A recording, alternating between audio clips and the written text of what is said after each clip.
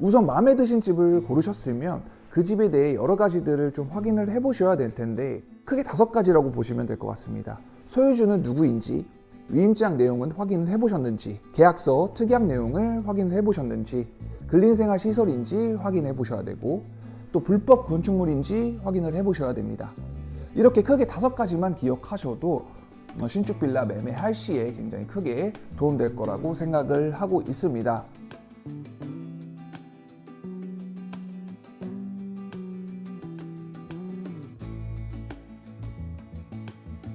네, 안녕하세요. 정 팀장입니다.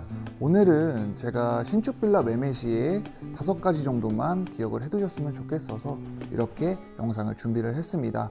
요즘 대출에 대한 규제 때문에 아파트 담보대출, 전세대출, 전세 사기 이슈도 있고 월세는 계속적으로 높아지고 여러 가지 상황을 좀 고려를 해보셔서 비교적 좀 자유로운, 대출에 대한 부분도 자유롭고 접근하기 좀 쉬운 이런 신축 빌라 매매를 많이들 알아보시는 것 같은데요. 아파트 같은 경우는 많아봤자 A타입, B타입, C타입, D타입 이렇게 4가지 타입이 준비가 되는데, 빌라 같은 경우는 복층도 있을 거고 테라스도 있을 거고 기준층도 동마다 구조가 전부 다 상이하기 때문에 좀 취향껏 고를 수가 있어 요즘 수요가 굉장히 많아진 것 같습니다.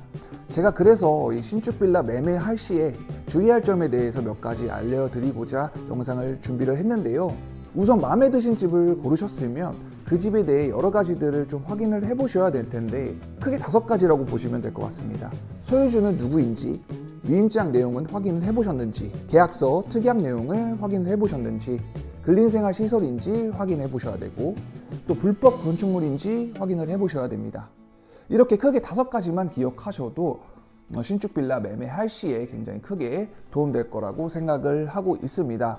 자, 첫 번째, 이 소유주가 누구인지 확인을 해 보셔야 될 텐데, 내가 매입하는 신축 빌라의 주소가 등기부 등본상의 주소와 같은지 그걸 확인을 해 보셔야 되는 거고, 계약서상 매도인이 건축주가 되겠죠.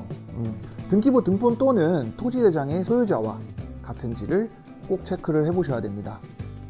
두 번째, 위임장 내용을 확인을 해야 됩니다.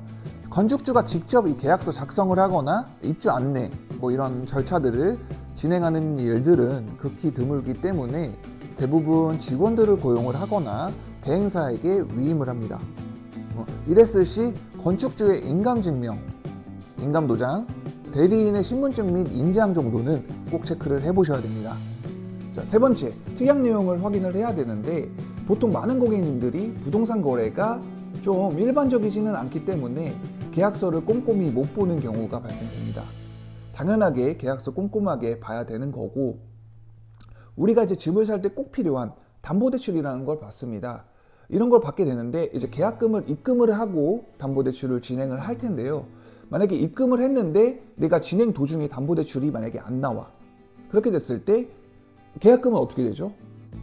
특약 내용을 확인을 안 하시면 계약금만 날리는 경우가 발생이 됩니다. 이럴 때 특약사항에 담보대출 부결 시에 계약금 반환 내용이 있는지를 꼭 확인해 보셔야 되고, 간혹 내 책임이 아니라는 건축주 분들도 계시니 이런 부분 놓치지 않으셨으면 좋겠습니다. 네 번째, 이제 근린생활인지를 확인을 해야 되는데요. 근생을 주거용으로 꾸민 집인지 이런 부분들, 이 작은 디테일한 부분들을 좀 확인을 해 보셔야 되는데, 일단 시세 대비 너무 저렴하다면 의심을 한번 해봐야 됩니다. 근생은 주거 용도가 아니므로 시사시설 설치가 안 되고, 만약 이제 다른 입주민의 신고가 있을 시에 시정된 사진을 제출을 해야 됩니다. 그 전까지는 이행강제금이라는 걸 내게 될 텐데, 몇몇 업자들이 한 5년만 내면 끝이다 라고 하시는 분들이 간혹 계세요. 근데 이제 그런 업자들도 부동산이나 업자가 되겠죠. 이게 팔면 그만이라는 심보 때문에 절대 속지 않으셔야 됩니다.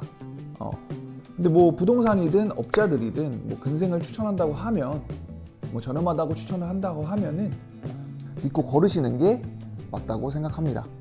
네, 5번째로 불법 건축물인지 당연하게 확인을 해 보셔야 되는 절차인데, 이런 부분들을 놓치시는 분들이 굉장히 좀 있으시더라고요. 생각보다. 이걸 알아보려면 건축물 대장이 필요합니다. 건축물 대장을 열어봐서 이게 위반 건축물이라고 표시가 되면은 그거는 이제 믿고 거르시는 게 맞다고 생각을 하는데요. 꼭 이런 부분들 체크를 해보시고요. 이게 제가 말씀드린 이 5가지만 기억을 해두셔도 이 신축 빌라 보고 다니실 때 좀 도움 되실 거라고 저는 생각되고요. 내 집 마련하기란 정말 좀 생소하고 어려운 일이라 생각이 되는데 신중해지기도 하고 또 망설여지기도 하는데 당연히 그렇죠.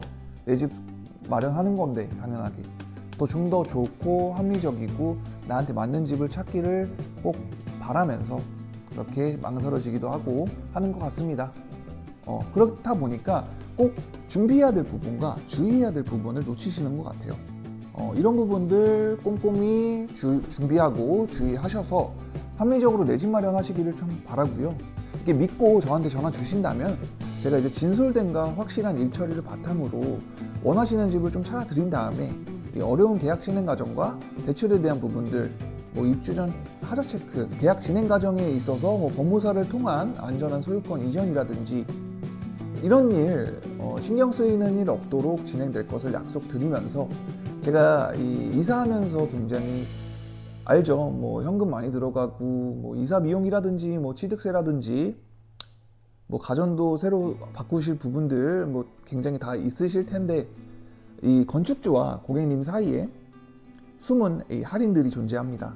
이 부분들 제가 전부 다 받아내서 합리적으로 내 집 마련하실 수 있게끔 도움 드릴 테니까 믿고 전화 주신다면 제가 확실하게 일 처리하는 모습 보여드리겠습니다.